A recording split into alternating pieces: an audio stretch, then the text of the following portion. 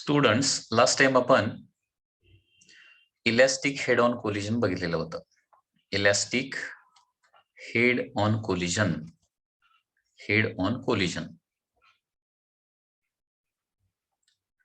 Okay, elastic head on collision मध्ये काय काय फॉर्म्युले बघितलेली होती. First, elastic head on collision मध्ये first of all momentum conserve होतं, म्हणजे initial momentum before collision is equal to final momentum after collision. Okay, that is m1 u1 plus m2 u2. This is the initial momentum is equal to m1 v1 plus m2 v2. So this is the first thing.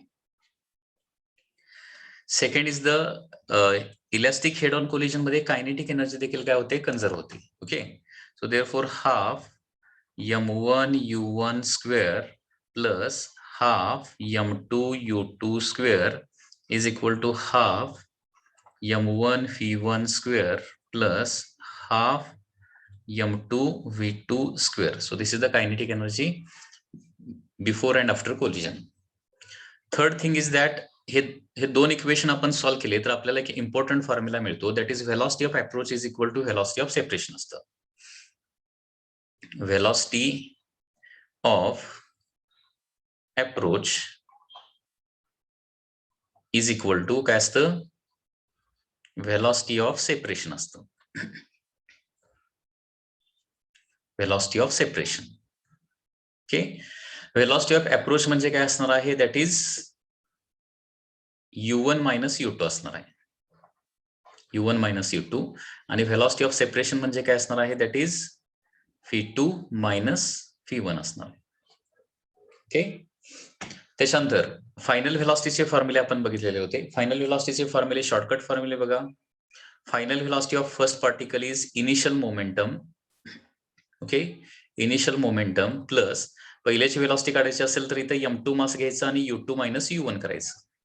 u1 u2 are the initial velocities before collision, divided by काय करायचं आहे, total mass करायचं आहे.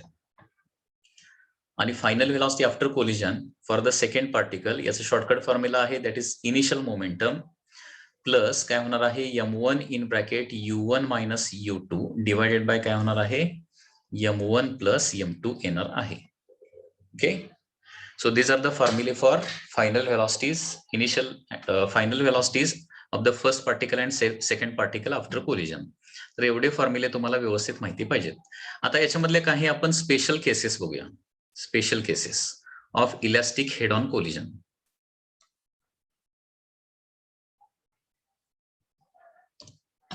Special cases of elastic head on collision.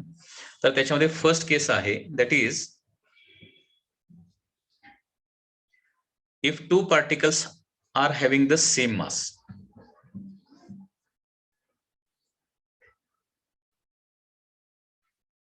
Special cases.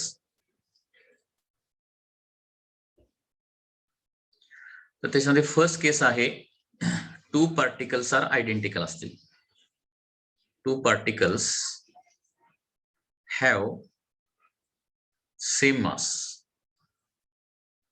दोन्ही पार्टिकलचं mass same असेल तर v1 v2 चे फॉर्म्युले काय येणार आहेत बघा. म्हणजे या ठिकाणी काय होणार आहे, m1 is equal to m2 is equal to काय घेणार आहे, m घेणार आहे. म्हणजे दोन्ही पार्टिकलचं मास जर सेम असेल तर काय होणार बघा.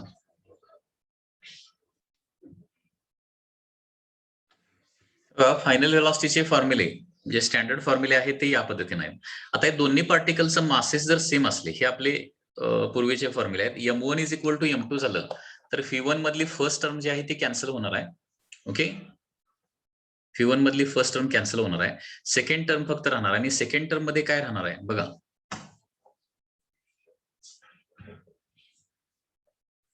That is 2m2 upon m1 plus m2. म्हणजे v1 चा फायनल फॉर्म्युला काय येणार बघा, v1 is equal to 2m upon 2m होणार ना, इंटू u2 होणार. म्हणजे याचाच मिनिंग काय झाला, v1 इज इक्वल टू काय होणार आहे, u2 होणार आहे. v1 is equal to u2. Correct, correct आहे ना. v1 is equal to u2 होणार आहे. आणि v2 चं काय होणार आहे, v2 V2 चं देखील काय होणार आहे, m2 मायनस m1 दोन्ही मासेस सेम असेल तर m2 minus m1 will become equal to 0 and therefore here what will happen, 2m upon 2mच होणार आहे इंटू u1 होणार आहे. So 2m divided by 2m into u1 होणार. म्हणजे फायनल फॉर्म्युला वन्स अगेन काय होणार आहे, V2 is equal to u1 होणार आहे. लक्षात येत आहे, जे दोन पार्टिकल सेम मासचे असतील तर फायनल व्हेलॉसिटी कॅल्क्युलेशन करायचीच गरज नाही. लक्षात घ्या, दोन्ही पार्टिकलचा मास सेम असेल आणि हेड ऑन इलॅस्टिक कोलिजन होत असेल. अजून आपण इलॅस्टिक कोलिजन मध्येच आहे, लक्षात घ्या. ओके, अजून इन इलॅस्टिक कोलिजन मध्ये आपल्याला जायचं आहे.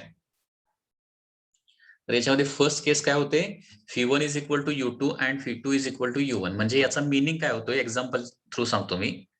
सपोज या पार्टिकलचा मास m आहे आणि या पार्टिकलचा मास देखील m आहे आणि बिफोर कोलिजन याची व्हेलॉसिटी आहे 10 मीटर पर सेकंड आणि याची व्हेलॉसिटी आहे 6 metre per second. Both are moving towards right असतील. कोलिजन नंतर बघा, this is U1 and this is U2 ना. कोलिजन नंतर ओके काय होणार बघा, याला व्हेलॉसिटी मिळणार आहे V1 आणि याला व्हेलॉसिटी मिळणार आहे V2. दोघांचा मास पुन्हा एकदा ऍज इट इजच आहे. This is before collision. Okay, this is the case before collision, this is the case after collision.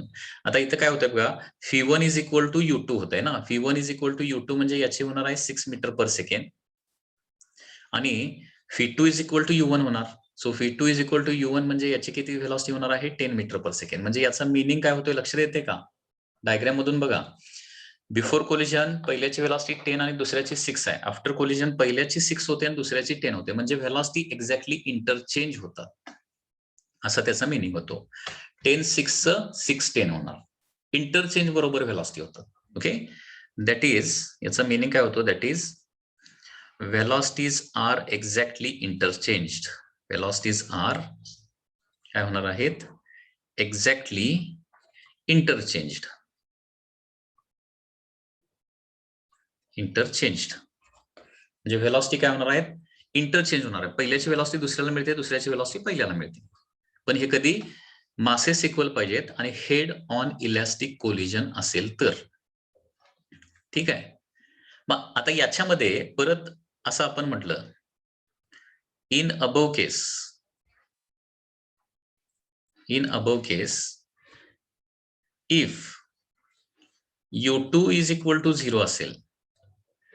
Okay, in above case U2 0 म्हणजे काय, in above case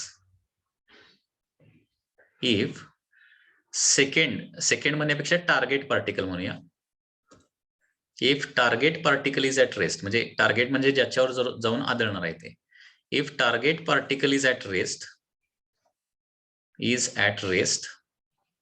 target particle is at rest, that is U2 is equal to 0 असेल तर काय होणार आहे, in that case V1 is equal to 0 होणार आणि V2 is equal to काय येणार आहे, V2 is equal to U1 होणार आहे. U2 0 झाला तर V1 0 होणार ना आणि V2 is equal to U1 होणार. म्हणजे याचा मिनिंग काय होतो, मोशन मध्ये काय होणार आहे, पहिला पार्टिकल रेस्टला जाणार आणि दुसरा पार्टिकल काय होणार आहे, मोशन मध्ये जाणार आहे. ओके, म्हणजे याचा मिनिंग काय होतो माहितीये का, सपोज हा पार्टिकल रेस्ट मध्ये m मासचा पार्टिकल आहे आणि त्याच्यावर एक्झॅक्टली m मासचा पार्टिकल येऊन याच्यावर आदळला तर काय होणार आहे, हा रेड कलरचा ऑब्जेक्ट m मासचा आहे. ओके, या ऑब्जेक्टवर जाऊन आदळला. ओके, तर काय होणार आहे, हा मोशन मध्ये आहे ना, सर्टन याला काहीतरी व्हेलॉसिटी 10 मीटर पर सेकंड आहे. सपोज 10 मीटर पर सेकंड याच्यावरून आदळला, सेकंड पार्टिकल रेस्ट आहे. तर कोलिजन नंतर काय होणार आहे, first particle as it is रेस्टला येणार आणि सेकंड पार्टिकल जो आहे तो काय होणार आहे, 10 मीटर पर सेकंड पुढे जाणार आहे. First particle comes to the rest and second particle moves with 10 meter per second. कारण मास सेम असलं तर व्हेलॉसिटी इंटरचेंज होतात ना, व्हेलॉसिटी इंटरचेंज. म्हणजे बिफोर कोलिजन 10 आणि 0 असेल तर आफ्टर कोलिजन काय होणार आहे, 0 × 10. म्हणजे सेम मासचे पार्टिकल असेल, पहिला पार्टिकल दुसऱ्या पार्टिकलवर जाऊन आदळला, दुसरा पार्टिकल रेस्ट मध्ये असेल तर आफ्टर कोलिजन काय होणार आहे, पहिला रेस्ट मध्ये येणार आणि दुसरा मोशन मध्ये जाणार आहे. Okay, so this happens when the two particles have same mass. म्हणजे पुन्हा एकदा सांगतोय, पहिली स्पेशल केस का आहे, दोन्ही पार्टिकलचा मास सेम असेल तर व्हेलॉसिटीज एक्झॅक्टली इंटरचेंज होतात. म्हणजे व्हेलॉसिटी बिफोर कोलिजन 100 आणि 50 असतील तर आफ्टर कोलिजन 50 आणि 100 होणार. ओके. बिफोर कोलिजन 100 आणि 0 असतील तर आफ्टर कोलिजन 0 आणि 100 होणार आहे. ओके.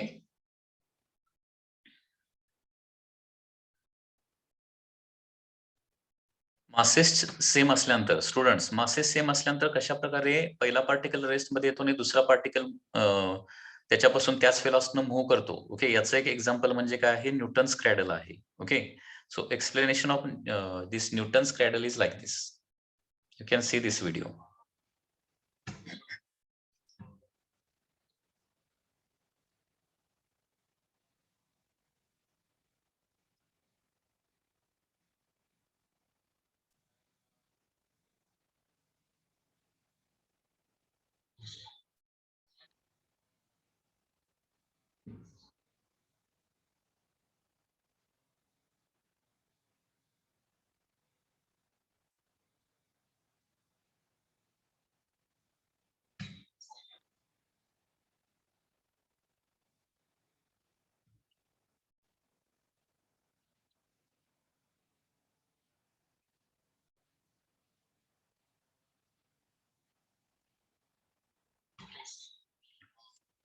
इथं तुम्ही बघू शकताय मध्ये कितीही जरी मासेस असले तरी पहिल्या पार्टिकलची व्हेलॉसिटी जी आहे ती लास्ट पार्टिकलला मिळणार आहे. ओके. आणि फर्स्ट आणि लास्ट पार्टिकलचं मास जर तेवढंच असेल तर मधल्या पार्टिकलचं मास कितीही असलं तरी त्यांना काय फरक पडत नाही.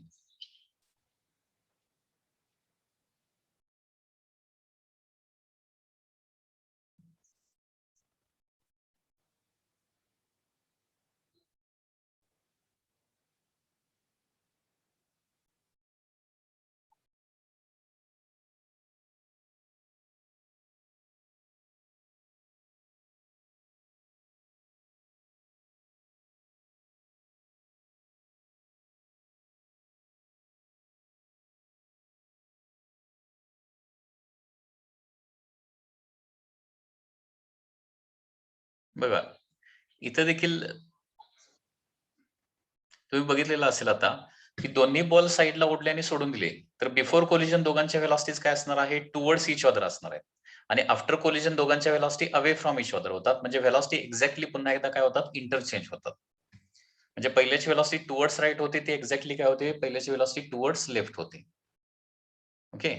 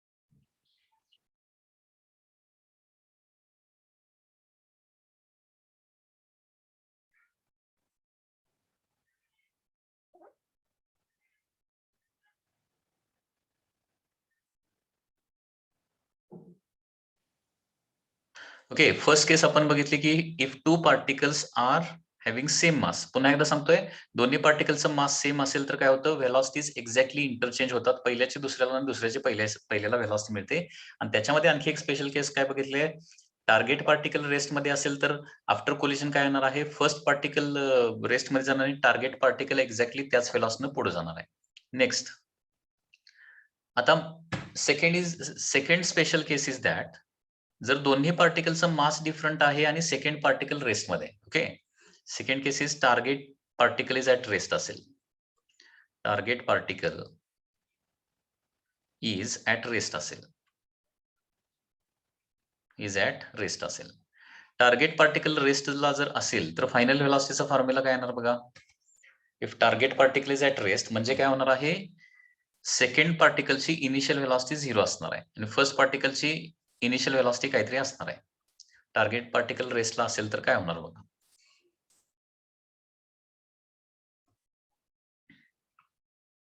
If target particle is at rest. Okay, फॉर्म्युले कसे येणार आहेत बघा. पुन्हा एकदा V1 V2 चे बेसिक फॉर्म्युले बघा. That is M1 minus M2 divided by M1 plus M2 into U1 plus 2M2 divided by M1 plus M2 into U2. Okay, M2 minus M1 divided by म्हणजे V2 चा formula M2 minus M1 divided by M1 plus M2 into U2 plus 2 M1 divided by M1 plus M2 into U1 आहे. आता याच्यामध्ये U2 जर 0 असेल तर पहिल्या पार्टिकलची व्हेलॉसिटी काय होणार आहे. Okay, after collision velocity of first particle U2 0 म्हणजे ही सेकंड टर्म 0 होणार आहे. म्हणजे M1 minus M2 divided by M1 plus M2 into येणार आहे U1.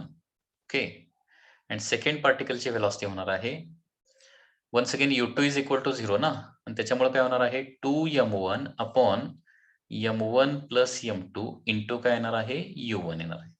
So these are the velocities after collision if second particle, that is target particle, is at the rest असेल तर. Target particle rest मध्ये असेल तर velocity या पद्धतीने येणार आहेत. Okay, in terms of U1 येणार आहेत दोन्ही velocity. Okay, that is M1 minus M2 divided by M1 plus M2 into U1 आणि काय होणार आहे 2M1 upon M1 plus M2 येणार आहे. So this is the second special case. Okay,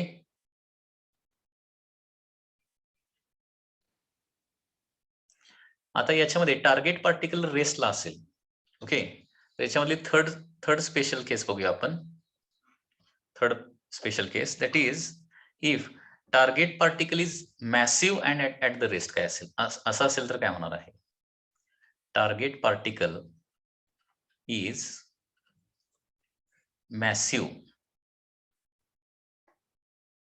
and at rest आहे.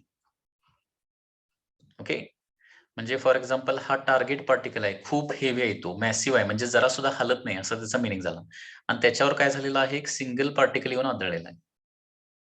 तर या केसमध्ये काय होणार आहे. ओके, म्हणजे इथं हे याचं मास M1 आहे, याचं मास M2 आहे आणि M2 is very large as compare to M1 आहे. याला टार्गेट पार्टिकल मॅसिव्ह असं म्हणायचं.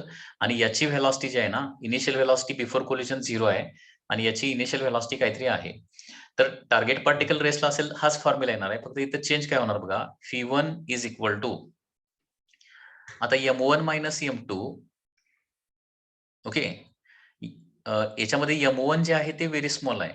ओके, तर M1 निग्लेक्ट करायचं आहे थोडक्यात, लक्षात घ्या तुम्हाला. M1 काय करायचं आहे, M1 व्हेरी स्मॉल असल्यामुळं आता स्मॉल क्वांटिटीज ऍडिशन सबट्रॅक्शन मध्ये निग्लेक्ट केल्या तरी चालतात, बरोबर आहे ना. Small quantities, very small quantities जर असतील ना तर ऍडिशन सबट्रॅक्शन मध्ये निग्लेक्ट केल्या तरी चालतात. आणि त्याच्यामुळे इथं M1 निग्लेक्ट केलं तर फॉर्म्युल्यामध्ये राहणार काय, minus M2 divided by M2 into काय होणार आहे U1 होणार आहे. म्हणजेच काय होणार आहे मायनस U1 होणार आहे. म्हणजे याचा मिनिंग काय लक्षात आलं का, कोलिजन नंतर पहिल्या पार्टिकलची व्हेलॉसिटी कोलिजनच्या बिफोर काय होती U1 होती, ती कोलिजन नंतर मायनस U1 होणार. म्हणजे याचा मिनिंग काय होतोय रे, काय याचा मिनिंग झाला सांगा. आणि V2 चं काय होणार बघा, V2 is equal to 2M1. M1 very small आहे ना, negligible divided by large thing, म्हणजे इथं 2M1 डिवायडेड बाय थोडक्यात M2 होणार आहे आणि M2 इज व्हेरी लार्ज ना आणि M1 इज व्हेरी स्मॉल, आणि त्याच्यामुळे हे जवळपास काय येणार आहे 0 येणार आहे. 0.000 काहीतरी असं येणार ना, म्हणजे जवळपास 0 येणार आहे. म्हणजे टार्गेट पार्टिकल मॅसिव्ह आणि रेस्ट मध्ये असेल, त्याच्यावर व्हेरी लाईट पार्टिकल येऊन आदळला तर काय होतं, second particle as it is rest मध्येच राहणार आणि फर्स्ट पार्टिकल रिबाउंड होणार. U1 चं मायनस U1 होणं म्हणजे काय होणार, रिबाउंड होणं. Okay, so target particle massive आणि रेस्टला असेल तर काय होणार आहे, the light particle rebound. Okay, that is light particle rebound with the same velocity. Rebound with same velocity. एक्झाम्पलच घ्या ना, वॉल ही मॅसिव्ह आहे, बरोबर आहे ना. टार्गेट पार्टिकल हा स्पेरिकलच असायला पाहिजे असं काही नाही. वॉल फॉर एक्झाम्पल, एक तुम्ही छोटासा बॉल घेतला आणि त्या वॉलवर फेकला तर काय होतं, वॉल जागची हलत नाही, वॉल आहे तिथंच राहणार आहे. आणि त्या बॉलचं काय होतं, ज्या व्हेलॉसनं आदळला त्याच व्हेलॉसनं काय होणार आहे, रिबाउंड होणार आहे. ओके. नेक्स्ट केस उलट जर घेतलं आपण, okay, colliding particle is massive and target particle is very light and rest. Okay, म्हणजे टार्गेट पार्टिकल आता आपण काय घेणार आहे, target particle is very light and target particle is very light and at the rest असेल.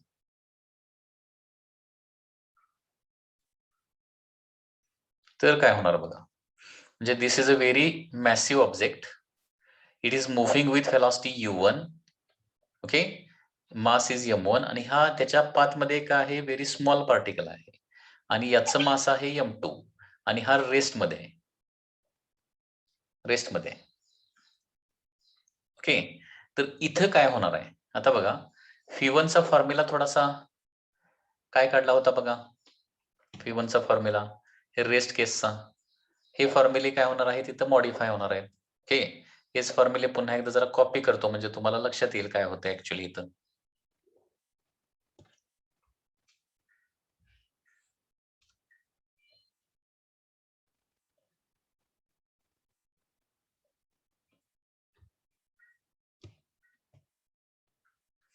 हे बघा,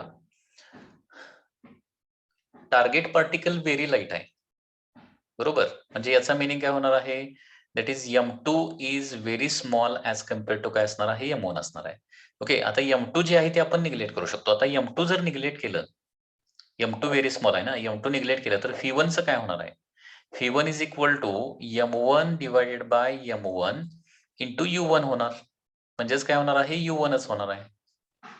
F1 is equal to u1 होणार आहे आणि F2 चं काय होणार मग, 2 m1 ऍज इट इज आणि m1 प्लस m2 मध्ये फक्त m1च लिहिणार ना, कारण m1 प्लस m2 मध्ये m2 व्हेरी स्मॉल आहे आणि स्मॉल क्वांटिटीज आपण निग्लेक्ट करू शकतो, इंटू u1, म्हणजे काय होणार आहे, V2 इज इक्वल टू येणार आहे 2u1. बघा याचं प्रॅक्टिकली मिनिंग काय झाला बघा, याचा प्रॅक्टिकली मिनिंग असं झाला की हा object suppose 50 metre per second निघालाय, हा खूप मॅसिव्ह आहे आणि त्याच्या पाथमध्ये एक लाईट पार्टिकल मिळाला, व्हेरी लाईट, व्हेरी स्मॉल वेटचा, तो रेस्टमध्ये आहे. तर कोलिजन नंतर, आफ्टर कोलिजन, हेवी पार्टिकलची व्हेलॉसिटी किती राहणार आहे, 50च राहणार, त्याची काही चेंज होत नाही. पण लाईट पार्टिकल काय होतो, 100 मीटर पर सेकंड ट्रॅव्हल करतो, डबल व्हेलॉसिटीने ट्रॅव्हल करतो. It moves with 100 meter per second. Okay, so this happens when target particle is very light and it is at the rest and on which काय होतो, very heavy particle certain velocity येऊन काय होतो, collide होतो. हा, आता या special केसचे फॉर्म्युले फक्त पुन्हा एकदा रिवाइज करूया.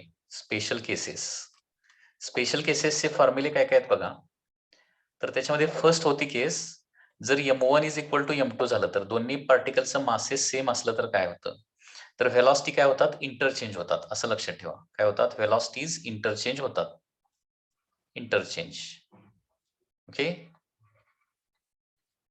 व्हेलॉसिटीज इंटरचेंज होतात आणि याच्यामध्ये परत आपण काय बघितलं, जर काय असेल, टार्गेट पार्टिकल रेस्टला असेल, टार्गेट रेस्टला असेल तर आफ्टर कोलिजन काय होणार आहे, first particle come to rest होणार आहे, first particle comes to rest, हे आपण बघितलं. त्याच्यानंतर नेक्स्ट केस आपण काय बघितली, जर टार्गेट पार्टिकल रेस्ट मध्ये असेल तर त्याचे फॉर्म्युले, target particle is at rest,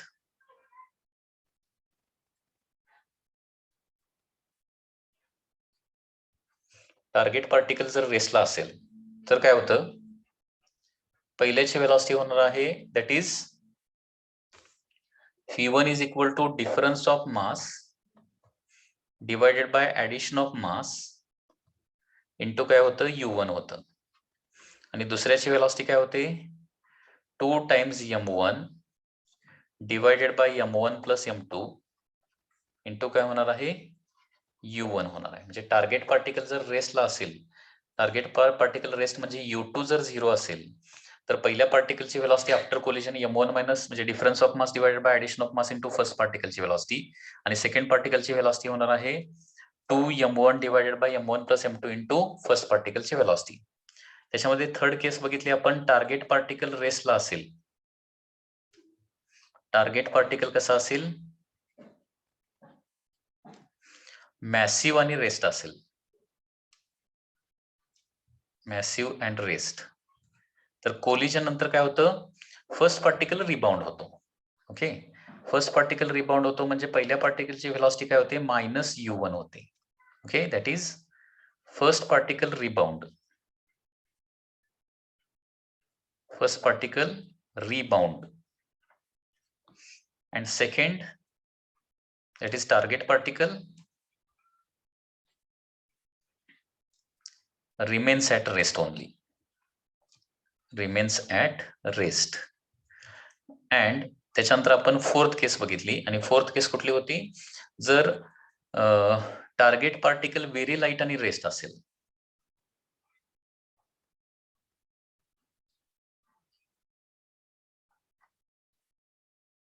target particle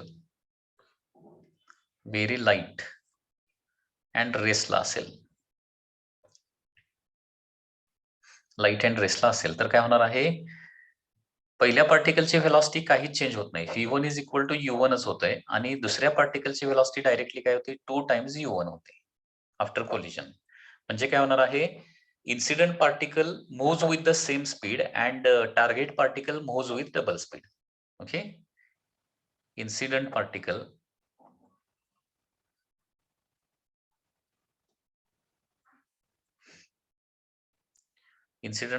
moves with same speed and target particle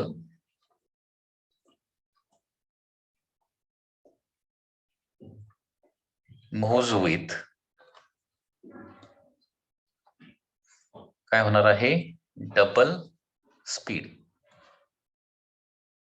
okay, so these are the special cases in elastic head-on collision.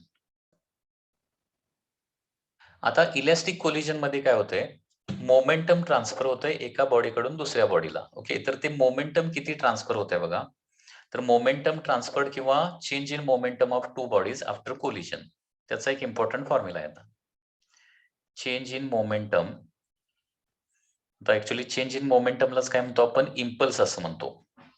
Change in momentum that is impulse. Okay, impulse of two bodies after collision,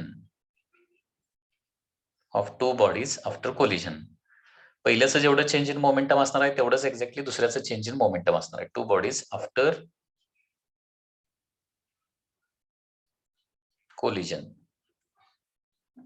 okay, तर त्याचा formula कसा आहे बघा, impulse is denoted by J और change in momentum is delta P, that is 2m1 m2 upon m1 plus m2 into u1 minus u2. त्याचं आपण derivation काय बघणार नाही, डायरेक्टली फॉर्म्युला लक्षात ठेवा. आता हा फॉर्म्युला लक्षात ठेवायची ही पण एक ट्रिक आहे, that is 2 times mu into relative velocity. So this is the formula, 2 times mu into relative velocity.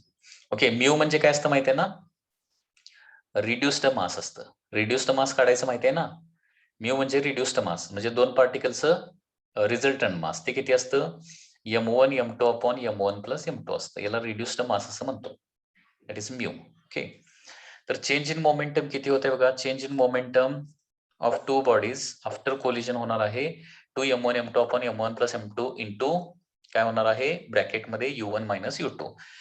Short मध्ये लक्षात ठेवायचं झालं तर 2 times reduced mass into relative velocity, 2μv हा फॉर्म्युला लक्षात ठेवा, किंवा 2mv असं लक्षात ठेवलं तरी चालेल. 2mv बघा असं पण लक्षात ठेवलं तरी चालेल. Momentum transferred from first body to the second body, किंवा फर्स्ट बॉडीचा चेंज इन मोमेंटम असेल किती असेल, किंवा सेकंड बॉडीचा चेंज इन मोमेंटम विचारलं तर 2mv फॉर्म्युला लक्षात ठेवा. तर याच्यामध्ये m म्हणजे काय घ्यायचं आहे, m1 m2 upon m1 plus m2 घ्यायचं आहे, दॅट इज रिड्युस्ड मास. आणि फी म्हणजे काय घ्यायचं आहे, रिलेटिव्ह व्हेलॉसिटी घ्यायचं आहे, that is u1 minus u2 घ्यायचं आहे. So 2mv is the change in momentum. हे असं लक्षात ठेवा, म्हणजे लक्षात राहील. ओके.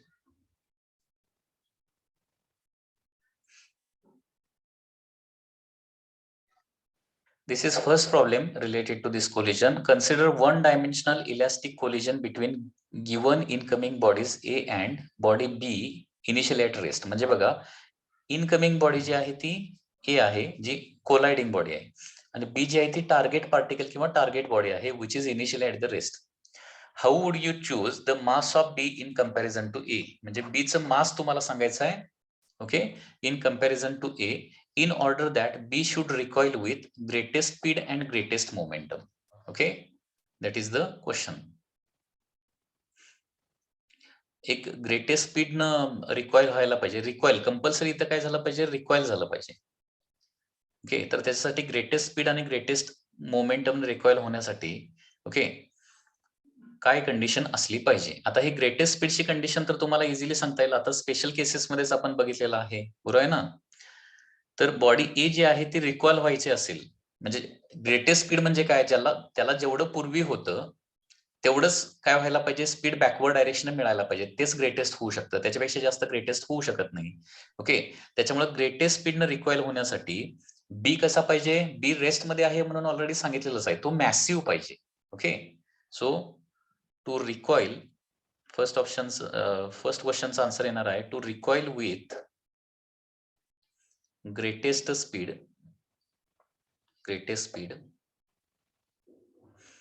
body B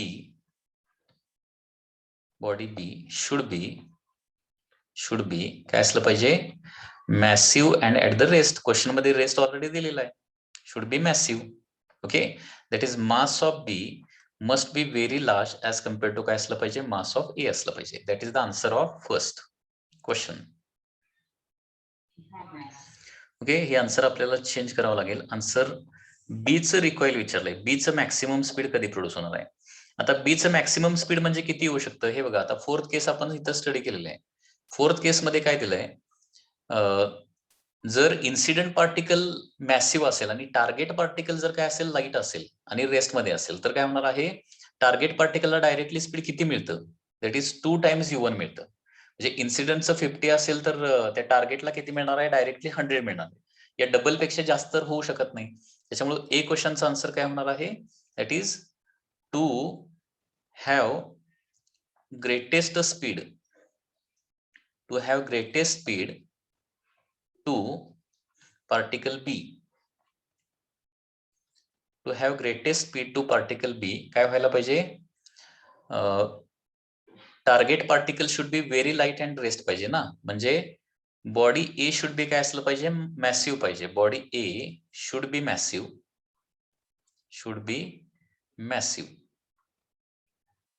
म्हणजे याचा अर्थ काय झाला, mass of A must be very large as compare to mass of B असलं पाहिजे.